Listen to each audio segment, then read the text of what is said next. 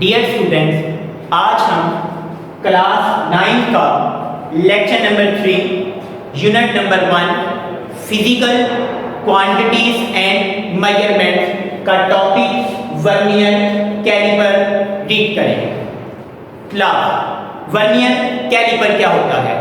It is an instrument that is used to measure the small length of an object is called vernier calipers.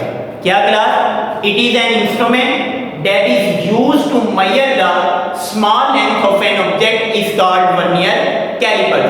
या इसकी class एक दूसरी definition भी है। It is an instrument that is used to measure the internal or external diameter of the object is called vernier calipers. ये class आपके पास है वर्नियर कैलिपर्स। ठीक है, क्या बताया? It is an instrument that is used to measure the small length, या आप इसकी मदद से इंटरनल और एक्सटर्नल डायमीटर भी फाइंड आउट कर सकते हैं। अब हम इस वर्नियर कैलिपर्स के बारे में डिटेल से पढ़ते हैं।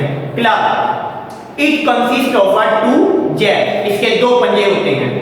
वन इज फिक्स्ड जैब जो मेन स्केल के साथ अटैच होता है और मेन स्केल के ऊपर आपकी रीडिंग मिलीमीटर में भी होती है और सेंटीमीटर में भी होती है। जबकि दूसरा जैब, इसको मूवेबल जैब का नाम भी दिया जाता है। मूवेबल जैब का क्यों कहते हैं? आप इसको आगे पीछे की तरफ मूव करवा सकते हैं। और इसके ऊपर स्केल होता है जिसको नाम दिया जाता है वर्नियर स्केल का, और इसके ऊपर टोटल नंबर ऑफ डिवीजन्स की तादाद होती है 10। क्या class? It consist of two jaw, one is fixed jaw, other is movable jaw. It consist of two scale, one is main scale जो अटैच होता है फिक्स्ड जैब, और दूसरे नंबर पे कौन सा स्केल? वर्नियर स्केल, जिसके ऊपर टोटल नंबर ऑफ डिवीजन्स कितनी होती हैं? 10 होती हैं। अब क्लास दो जैब होते हैं नीचे वाले, जबकि यहां पे आप देखिएगा दो जैब होते हैं ऊपर वाले। ये जो नीचे वाले जैब होते हैं ये किसी भी बॉडी का एक्सटर्नल डायमीटर फाइंड आउट करने के लिए इस्तेमाल होते हैं, और जबकि ये जो ऊपर वाले जैब होते हैं ये किसी भी बॉडी का इंटरनल डायमीटर फाइंड आउट करने के लिए इस्तेमाल होते हैं। जैसा कि आप देखिएगा फनल है हमारे पास, नीचे वाले जैब आप इसका एक्सटर्नल डायमीटर फाइंड आउट कर सकते हैं, जबकि ऊपर वाले जैब आप इसका इंटरनल डायमीटर फाइंड आउट कर सकते हैं इसकी मदद से। ठीक हो गया क्लास? तो इसके बारे में आपने जाना वर्नियर कैलिपर क्या होता है, इसके कितने जैब होते हैं, नीचे वालों का क्या फंक्शन होता है, ऊपर वालों का क्या फंक्शन होता है, इसके कितने स्केल होते हैं, दो स्केल, मेन स्केल और वर्नियर स्केल। ये भी बताया मेन स्केल के ऊपर मिलीमीटर में भी रीडिंग होती है और सेंटीमीटर में भी, और वर्नियर स्केल पे टोटल नंबर ऑफ डिवीजन्स की तादाद कितनी होती है? 10। अब इसके बाद क्लास हमारे पास है least count of the vernier caliper. Least count find out करने का फार्मूला क्या होता है class? Smallest reading on main scale, क्या class? Smallest reading on main scale divided by number of division on a vernier scale. यहां पे मैंने V dot S का मतलब है वर्नियर स्केल। अब मेन स्केल के ऊपर स्मॉलेस्ट रीडिंग क्लास 1 मिलीमीटर, क्या होती है? 1 मिलीमीटर। तो यहां पे आपने 1 मिलीमीटर लिखा, divided by number of division on vernier scale. Vernier scale पे टोटल नंबर ऑफ डिवीजन की कितनी तादाद होती थी? 10। तो 1 डिवाइडेड बाय 10, 1 को अंदर रखें, 10 पे डिवाइड करें, तो क्लास इसका आंसर आएगा 0.1 मिलीमीटर। अगर आपने इसको मजीद सेंटीमीटर में निकालना हो तो 0.1 मिलीमीटर को मजीद 10 पे डिवाइड कर दें, तो इसका आंसर आएगा 0.01 सेंटीमीटर।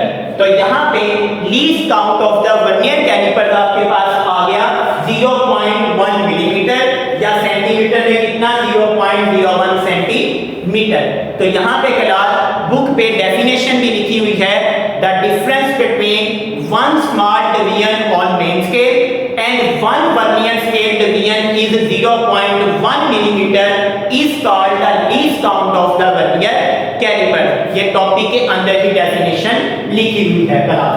अब इसके बाद हमारे पास है next working of vernier caliper, vernier calipers की वर्किंग। अब क्लास जब भी आपने किसी इंस्ट्रूमेंट से रीडिंग मेजर करनी हो तो सबसे पहले ये जानना जरूरी होता है कि आपका इंस्ट्रूमेंट बिल्कुल एक्यूरेट है या नहीं।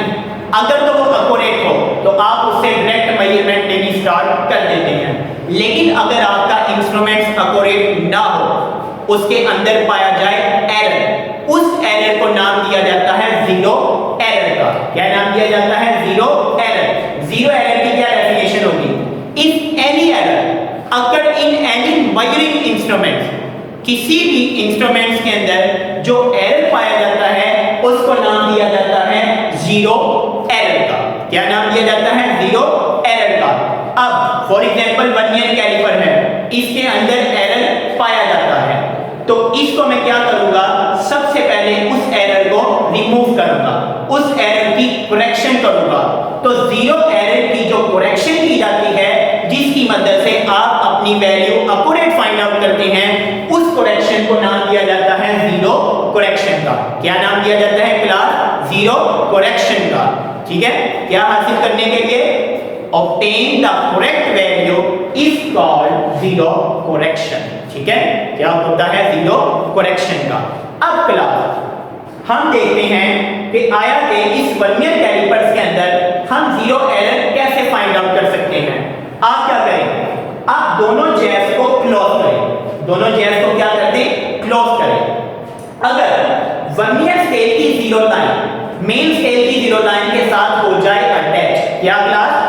वर्नियर स्केल की जीरो लाइन मेन स्केल की जीरो लाइन के साथ हो जाए अटैच, देन इसके अंदर कोई एरर नहीं पाया जाता, आपका जीरो एरर होगा जीरो, आपका इंस्ट्रूमेंट बिल्कुल एक्यूरेट है। लेकिन अगर आपकी वर्नियर स्केल की जीरो लाइन मेन स्केल की जीरो लाइन के साथ अटैच ना हो, देन इट मींस कि इसके अंदर एरर पाया जाता है। और वो एरर भी दो तरह के होते हैं क्लास, एक को नाम दिया जाता है पॉजिटिव एरर का और दूसरे को नाम दिया जाता है नेगेटिव एरर का।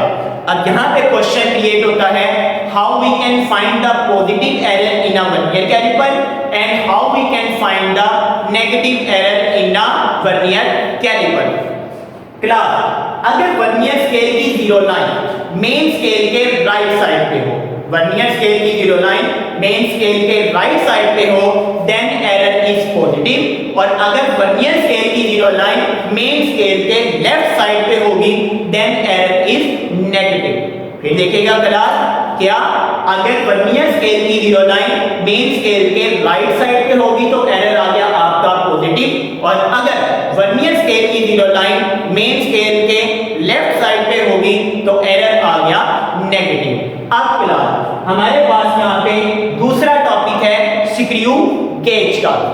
अब screw gauge class define, it is an instrument that is used to measure the small length of an object with greater accuracy than that of a vernier caliper. ऐसा इंस्ट्रूमेंट जिसकी मदद से हम किसी भी object की लेंथ को, small length को मेजर कर सकें with accuracy than that of a vernier caliper, vernier caliper से भी ज्यादा बेहतर अंदाज के अंदर, या हम ये भी कह सकते हैं कि ये वर्नियर कैलिपर से 10 गुना ज्यादा अच्छा रिजल्ट देता है हमें। अब देखेगा क्लास, ये हमारे पास होता है स्क्रू गेज।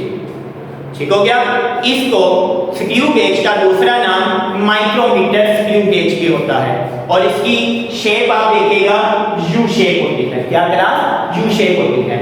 अब इसकी कंस्ट्रक्शन पे आइएगा, यहाँ पे यू शेप पे आखिर पे आपको ये मेटल का टुकड़ा नजर आ रहा होगा। इस मेटल के टुकड़े को नाम दिया जाता है स्टड, मींस बटन। ये ऑब्जेक्ट को सपोर्ट देने के लिए इस्तेमाल होता है क्लास। अब आपने वर्नियर कैलिपर्स के अंदर पढ़ा था, उसके कितने स्केल होते थे? दो, एक वर्नियर स्केल और दूसरा मेन स्केल। यहाँ पे भी स्क्रू गेज के दो स्केल होते हैं, एक होता है क्लास मेन स्केल और दूसरा होता है सर्कुलर स्केल।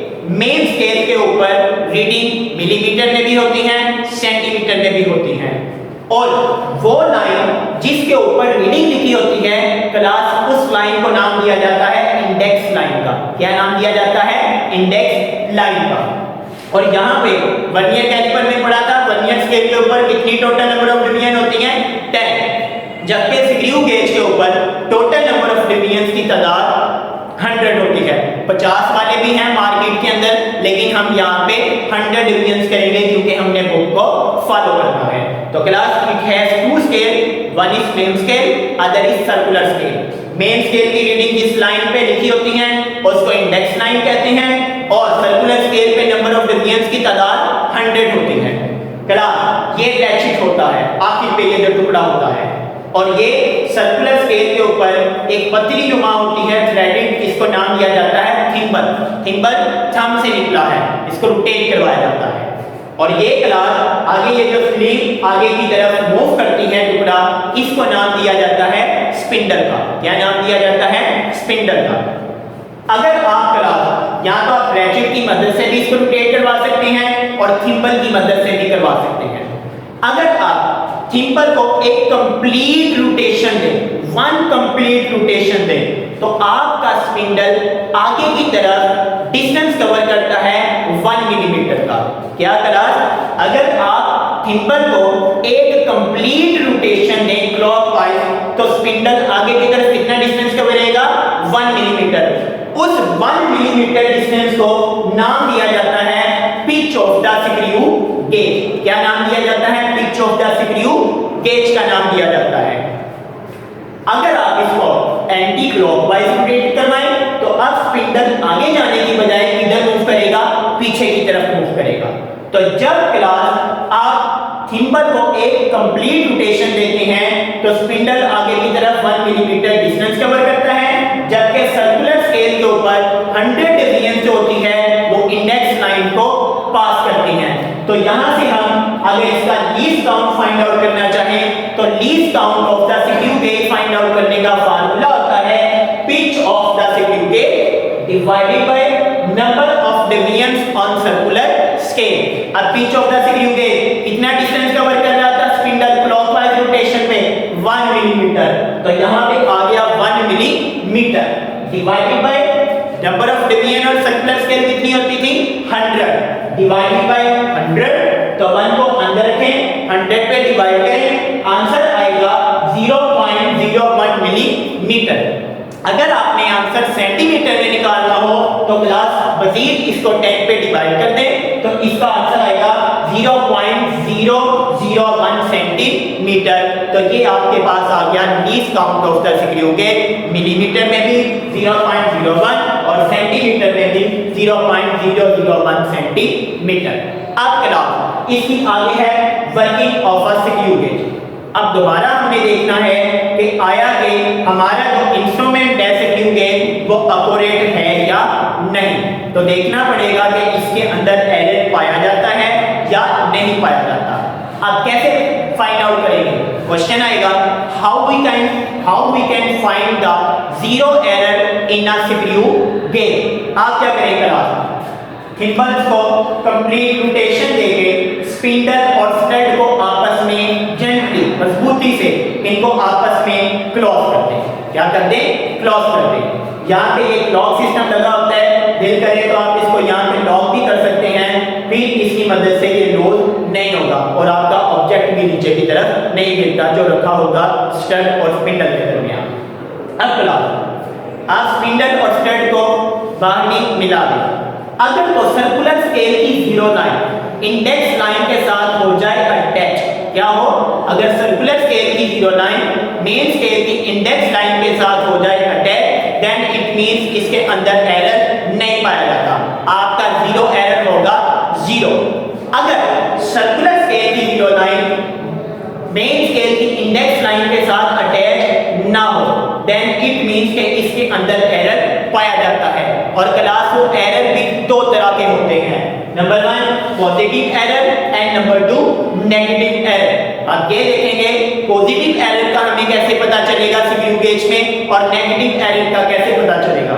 अगर क्लास सर्कुलर स्केल की जीरो लाइन इंडेक्स लाइन के बिहाइंड हो, नीचे हो, देन एरर इज पॉजिटिव, और अगर सर्कुलर स्केल की जीरो लाइन इंडेक्स लाइन को क्रॉस कर जाए देन एरर इज नेगेटिव। क्या क्लास? अगर सर्कुलर स्केल की जीरो लाइन इंडेक्स लाइन के बिहाइंड नीचे वाक़या हो देन एरर इज पॉजिटिव, और अगर वो इंडेक्स लाइन को सर्कुलर स्केल की जीरो लाइन क्रॉस कर जाए देन एरर इज नेगेटिव। तो ये हमारा क्लास आज टॉपिक वर्नियर कैलिपर्स के हो गया। जज़ाकल्लाह।